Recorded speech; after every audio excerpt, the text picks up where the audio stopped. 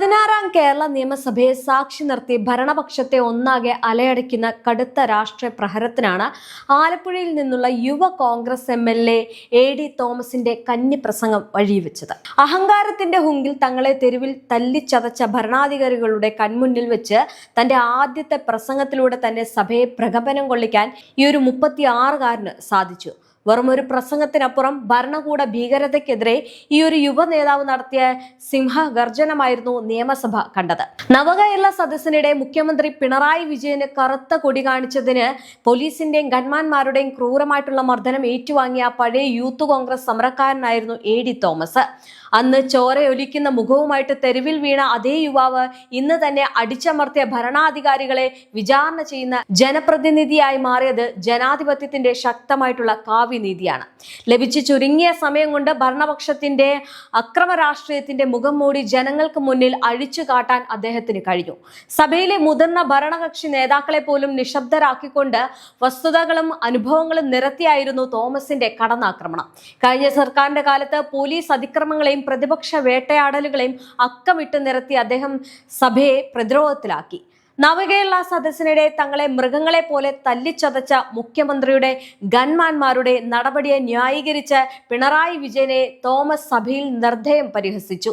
അന്ന് സമരക്കാരുടെ തലയടിച്ചു പൊളിച്ചതിനെ മുഖ്യമന്ത്രി വിശേഷിപ്പിച്ചത് രക്ഷാപ്രവർത്തനം എന്നായിരുന്നു. സഭയിൽ പിണറായി വിജയനെ നേരിട്ട് നോക്കി അന്ന് നിങ്ങളുടെ ഗൺമാന്മാർ നടത്തിയ ആ ഒരു രക്ഷാപ്രവർത്തനം കൊണ്ടാണ് സാർ എന്നെ പോലൊരു സാധാരണക്കാരൻ ഇന്ന് ഈ നിയമസഭയിൽ വന്ന് MLA ആയി സംസാരിക്കുന്നത് എന്ന് തോമസ് തുറന്നടിച്ചപ്പോൾ ഭരണപക്ഷം മറുപടിയില്ലാതെ ഉത്തരം മുട്ടി. കഴിഞ്ഞ LDF സർക്കാരിന്റെ ഭരണകാലത്ത് കേരളത്തിലെ തെരുവുകളിൽ വീണ യുവാക്കളുടെ ചോരയെക്കുറിച്ചും അവരുടെ അമ്മമാരുടെ കണ്ണീരിനെ കുറിച്ചും തോമസ് വൈകാരികമായിട്ട് സംസാരിച്ചു. ജനാധിപത്യപരമായിട്ട് പ്രതിഷേധിക്കാനുള്ള അവകാശത്തിനു വേണ്ടി സമരം ചെയ്ത നിരപരാധികളായിട്ടുള്ള യുവാക്കളുടെ തലയാണ് പോലീസ് തല്ലിപ്പൊളിച്ചത് എന്ന് അദ്ദേഹം ആരോപിച്ചു. നിങ്ങളുടെ ഭരണകാലത്ത് ഈ തെരുവിൽ വീണ ആയിരക്കണക്കിന് അമ്മമാരുടെ കണ്ണീരിന്റെ ശാപം നിങ്ങളെ വിടാതെ പിന്തുടരുക തന്നെ ചെയ്യുമെന്ന് അദ്ദേഹം നിലവിലെ പ്രതിപക്ഷ നേതാവായ പിണറായി വിജയനോട് സഭയിൽ വിളിച്ചു പറഞ്ഞു. തന്റെ പ്രസംഗത്തിലുടനീളം കേരളത്തിലെ മുഴുവൻ ഉദ്യോഗാർത്ഥികളുടെയും യുവ നേതാക്കളുടെയും പ്രതിനിധിയായാണ് താൻ സംസാരിക്കുന്നത് എന്ന് തോമസ് വ്യക്തമാക്കി. സമരങ്ങളെയും വിയോജിപ്പുകളെയും കായികമായിട്ട് നേരിടുന്ന കമ്മ്യൂണിസ്റ്റ് ശൈലിക്ക് ജനങ്ങൾ നൽകിയ തിരിച്ചടിയാണ് തന്റെ വിജയമെന്നും അദ്ദേഹം ഓർമ്മിപ്പിച്ചു. അധികാരത്തിന്റെ അഹങ്കാരത്തിൽ ജനങ്ങളുടെ ശബ്ദമില്ലാതാക്കാൻ ശ്രമിച്ചവർക്കുള്ള ശക്തമായിട്ടുള്ള താക്കീതാണ് തന്റെ ഈ ഒരു നിയമസഭാ പ്രവേശനമെന്ന് അദ്ദേഹം അടിവരയിട്ട് പറഞ്ഞു. തന്റെ പ്രസംഗത്തിൽ തന്റെ ലളിതമായിട്ടുള്ള പശ്ചാത്തലത്തെക്കുറിച്ചും തോമസ് സൂചിപ്പിച്ചു.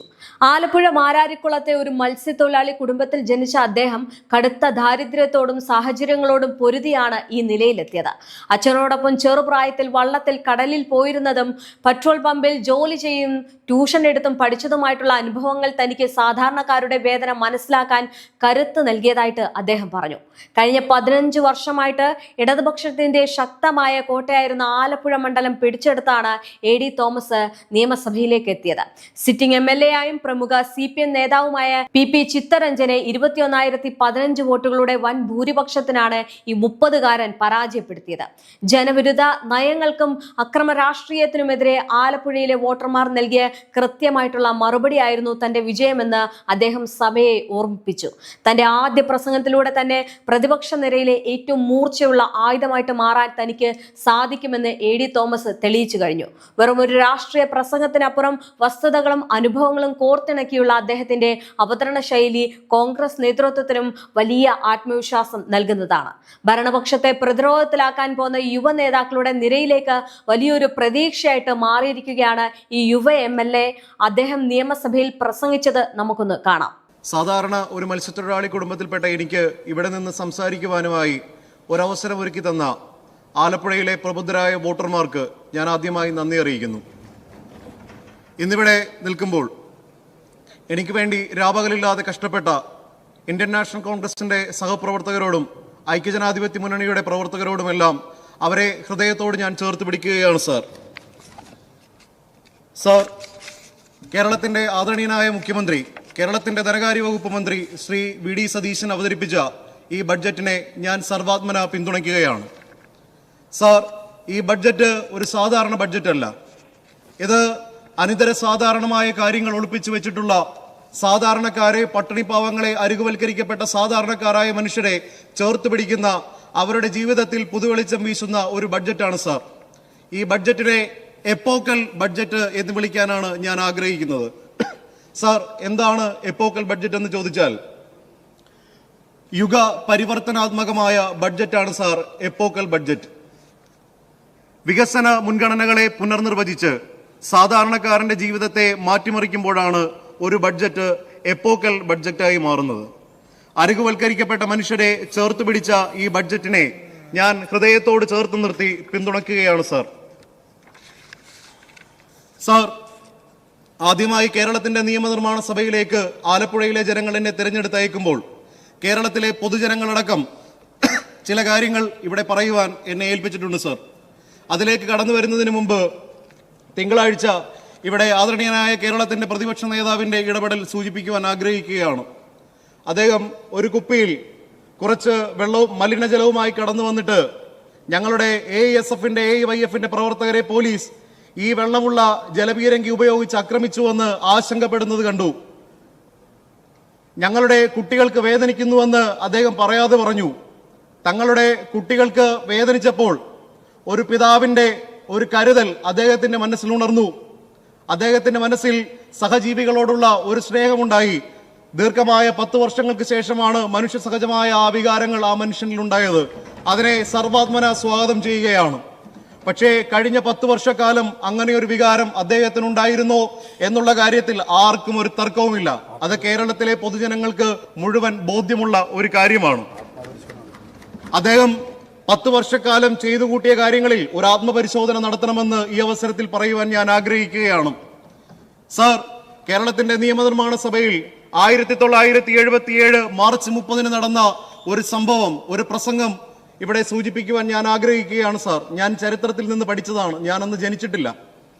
അന്ന് കേവലം 28 വയസ്സ് മാത്രം പ്രായമുള്ള ഒരു യുവാവായ നിയമസഭാംഗം ഭരണകൂട ഭീകരതയ്ക്കെതിരെ, പോലീസ് ഭീകരതയ്ക്കെതിരെ എന്നോണം രക്തം പുരണ്ട വസ്ത്രമുയർത്തി പിടിച്ച് പ്രസംഗിച്ച ഒരു ചരിത്രം കേരളത്തിന്റെ നിയമനിർമ്മാണ സഭയ്ക്കുണ്ട്. ആ ചെറുപ്പക്കാരൻ, 28 വയസ്സുള്ള ആ ചെറുപ്പക്കാരൻ പിന്നീട് കേരളത്തിൽ വൈദ്യുതി വകുപ്പ് മന്ത്രിയായി. പിന്നീട് ആ ചെറുപ്പക്കാരൻ കാലം ഒരുപാട് കഴിഞ്ഞപ്പോൾ കേരളത്തിൽ മുഖ്യമന്ത്രിയായി മാറി.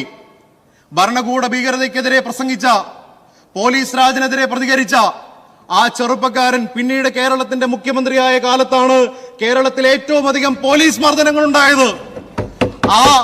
ആ മുഖ്യമന്ത്രിയുടെ കാലത്താണ് തെരുവുകളിൽ ഏറ്റവും അധികം ചെറുപ്പക്കാർ ആക്രമിക്കപ്പെട്ടത്. അഭിപ്രായം പറഞ്ഞതിന്റെ പേരിൽ, ജനാധിപത്യപരമായി മൗലിക അവകാശം ഉപയോഗിച്ച് സമരം ചെയ്തതിന്റെ പേരിൽ എത്രയോ ചെറുപ്പക്കാരുടെ തലയാണ് സാർ തല്ലി തകർത്തത്. അതിന് കേരളത്തിന്റെ മുഖ്യമന്ത്രി മറ്റൊന്നും ചിന്തിക്കാതെ തന്നെ അതിനെ രക്ഷാപ്രവർത്തനമെന്ന് വാഴ്ത്തിപ്പാടുകയാണ് സാർ ചെയ്തത്. അഭിപ്രായം പറഞ്ഞതിന്റെ പേരിൽ, സമരം ചെയ്തതിന്റെ പേരിൽ ഇത്തിരി പോന്ന ഒരു കറുത്ത തുണിക്കഷ്ണം ഉയർത്തി കാണിച്ച് പ്രതിഷേധം എന്ന മുദ്രാവാക്യം വിളിച്ചതിന് എന്നെയും യൂത്ത് കോൺഗ്രസിന്റെ സംസ്ഥാന സെക്രട്ടറി അജയ് ജുവൽ കുര്യാക്കോസിനെയും ആലപ്പുഴ നഗരത്തിലിട്ട് പട്ടിയെ തല്ലുന്നത് പോലെയാണ് സാർ തല്ലിയത്.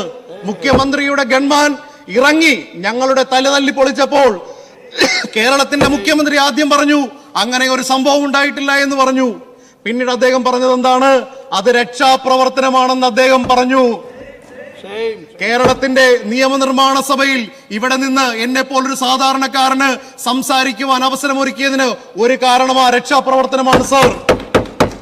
കേരളത്തിൽ തിരുവനന്തപുരം മുതൽ കാസർഗോഡ് വരെ ആയിരക്കണക്കിന് യൂത്ത് കോൺഗ്രസിന്റെ, KSUവിന്റെ, യൂത്ത് ലീഗിന്റെ, MSFന്റെ, RYFന്റെ ചെറുപ്പക്കാരുടെ തലതല്ലി പൊളിച്ച സർക്കാരാണ് കഴിഞ്ഞ 10 വർഷക്കാലം കേരളത്തിൽ ഉണ്ടായിരുന്നത്.